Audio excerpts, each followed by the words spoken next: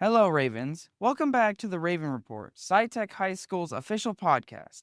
I'm your host, Colin Kerouac, and today we're shining a spotlight on something truly special, the new chapter of the National Honor Society here at STHS. For those who may not be familiar, the National Honor Society, or NHS, is one of the oldest and most prestigious student organizations in the United States, founded in 1921. It's built on the foundation of four core pillars: scholarship, service, leadership, and character. These values guide everything NHS members do, from excelling academically to leading initiatives that make a real difference in their communities. This year, Sci-Tech High School is proud to join the ranks of schools across the country with its very own NHS chapter.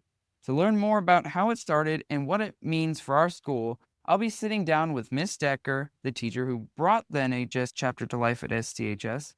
After that, I'll be joined by three outstanding students who are already making waves as members. To begin our program today, I'm here with Miss Decker in her classroom. Miss Decker is the visionary behind the National Honor Society here at STHS. Thank you for joining us today. Miss Decker, can you tell us a little about yourself and your time at Sci-Tech High School? Of course, and thank you for having me. So this is my second year at Wayside Sci-Tech High School, where I teach world history and IB history. I've been passionate about education and leadership for as long as I can remember, which stems in part from my own experiences as a student. I was in NHS myself, and it played a big role in shaping my values and aspirations. It's exciting to now bring that opportunity to our scholars here. Nice. So I guess that's what inspired you to create it. Yeah, like when it comes to my motivation, having been in NHS myself, I've seen firsthand how it can inspire students to become leaders and make a difference. Starting a chapter here felt like a way to give back and create something meaningful for our school. I wanted to provide our scholars with the same opportunities I had to grow academically and serve the community. What were the steps involved in establishing the chapter, and were there any challenges you faced along the way? Well, starting the chapter was definitely a team effort. And I'm so grateful for the support I received at Mr. Sosa, the NHS Council, my co-chair, Mr. Hasso, our chapter president, Dougie. All of those people were instrumental in making the process smooth and efficient. Their guidance and collaboration made it possible to bring NHS to life at Sci-Tech, and I couldn't have done it without them. How nice. I see you got a lot of nice student participation on this. Oh, yes. Could you tell us about some of the roles that are in any NHS and who they are?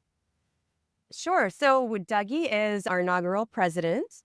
Stephen is our vice president. Adriana is our treasurer, and Jeff is our secretary. And so they all work together to help facilitate meetings, to organize different acts of service we can do, to help holding each other accountable when it comes to academics and grades. And they all work together, which I love. That sounds awesome. Seems like you got a lot of helping hands there. Oh, yeah. What are your main goals for the chapter this year and in the future? So this year, my main goal is to set a strong foundation for the chapter, building leadership skills, fostering a spirit of service, and helping scholars see the value of character in everything they do. For the future, I'd love for NHS to become a lasting tradition at Wayside, where every scholar strives to be part of something that makes a positive impact. What kind of events are you going to orchestrate to do that? I'm actually going to let Dougie speak on that. Go ahead, Dougie. All right. Beginning on January 24th, which was last Friday, we decided to host a clothing drive for the school and for a pending organization because we feel people are not properly equipped for the cold winter weather. Sounds nice. It sounds like y'all got a nice program going here. Lastly, for you, Ms. Decker, for students considering joining, what advice or encouragement would you give? Sure. So as someone who is in NHS myself, I can tell you it's one of the most rewarding experiences you can have in high school. It's not just about your GPA. It's about the difference you can make. If you're thinking about joining, take that step. You'll grow as a leader, serve your community, and gain a sense of pride that stays with you long after you graduate. Thank you, Ms. Decker. It's clear that this chapter is going to have an amazing impact on our school, and we can't wait to see where it goes. Now we are going to meet from some NHS students and learn about what NHS is like from their perspectives. Joining me now are three incredible students who are part of the inaugural NHS chapter at Sci-Tech High School.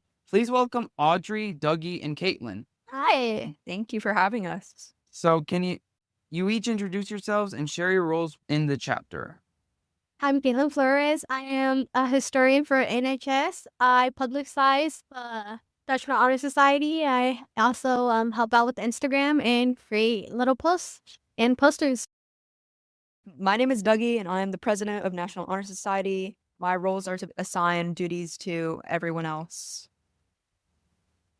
My name is Audrey Lila. I am pretty much the communications manager, so I reach out to people so we can do our volunteer work from the elementary school or maybe to another campaign of some sort.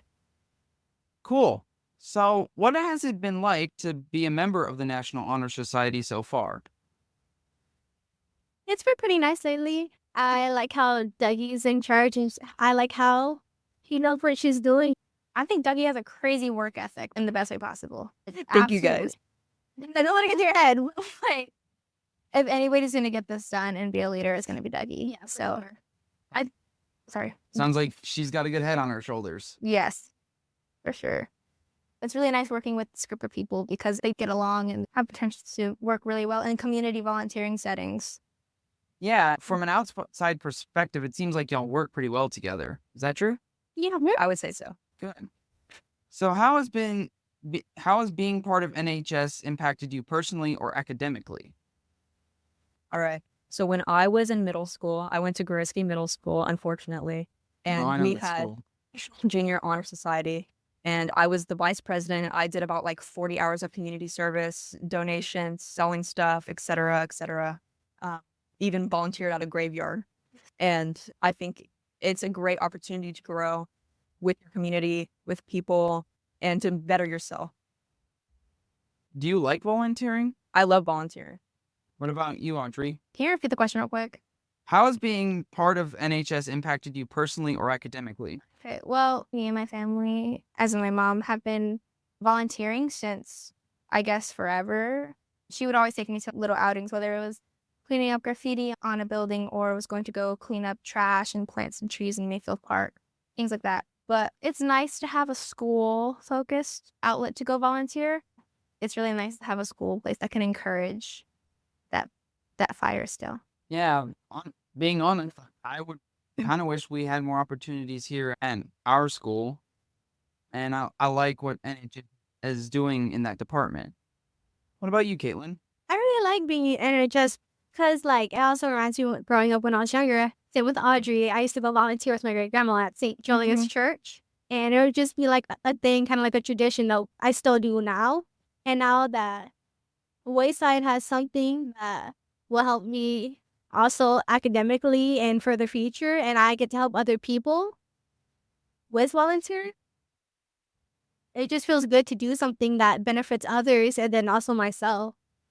Yeah, it indeed does. I also used to volunteer when I was younger. Specifically, I sold World's Finest chocolate bars for a variety of different reasons. I ended up raising, I think, in total over several years, about $4,500. Wow. Yeah, because my mom had a bunch of customers from a little bit of the upper class neighborhood because she's a postal worker, and yeah, they were very generous and kind.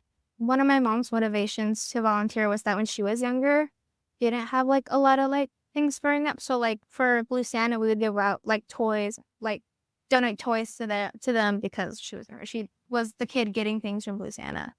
And so that sort of connection, that community helped encourage us to be givers in the world too.